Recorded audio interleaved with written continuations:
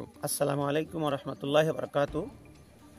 আমি আটায়ে জ্ঞাত ভালেই কিছুদিন আগৰ পৰাই আমাৰ কাৰ্যসূচী চলি আছে।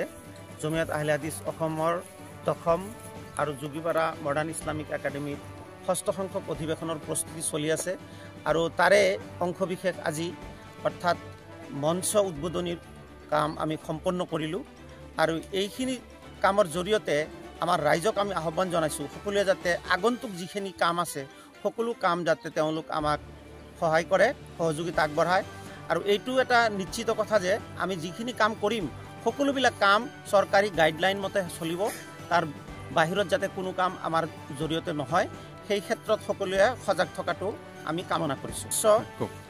যেহেতু আমাৰ অধিৱেশনৰ মুখ্য উদ্দেশ্যই থাকে সমাজখনক সুপথে আগুৱাই লৈ যোৱা, বিভিন্ন ধৰণৰ কুসংস্কাৰবিলাক দমন কৰা আৰু সেইবিলাকৰ যিবিলাক কুফল সেইবিলাকৰ বিষয়ে মানুহক জনাই দিয়া, মানুহক সজাগ কৰি তোলা, যাৰ জৰিয়তে আমাৰ সমাজ তথা আমাৰ উঠি অহা ল'ৰা ছোৱালী যাতে এটা ভাল ৰাস্তা বিচাৰি পায়, ইয়াৰ বাবে আমি অধিৱেশনখনত বিভিন্ন ধৰণৰ আলাপ আলোচনা কৰোঁ আৰু এইবিলাক অথেণ্টিক হয়।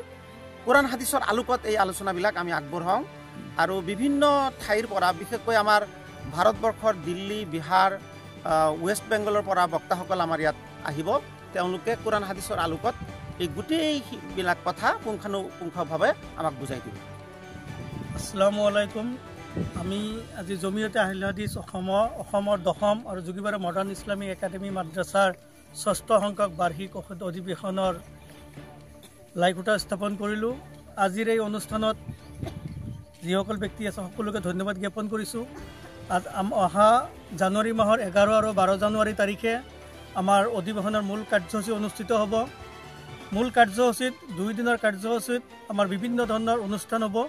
আলোচনা চক্ৰ, খেল ধেমালি, কুইজ প্ৰতিযোগিতা, ইছলামিক কুইজ প্ৰতিযোগিতা, কেৰাত, গজল, তাৰপিছত মুকলি সভা কাৰ্যসূচীসমূহত দৰং জিলাৰ লগতে অসমৰ সমূহ ৰাইজৰ উপস্থিতি আমি কামনা কৰিছোঁ।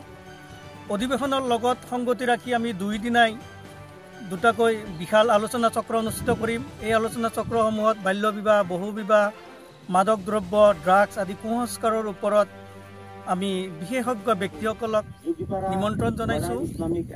গতিকে সমূহ ৰাইজক এই অনুষ্ঠানসমূহত অংশগ্ৰহণ কৰিবলৈ মই অভ্যৰ্থনা সমিতিৰ তৰফৰ পৰা সাদৰেৰে আহ্বান জনাইছোঁ।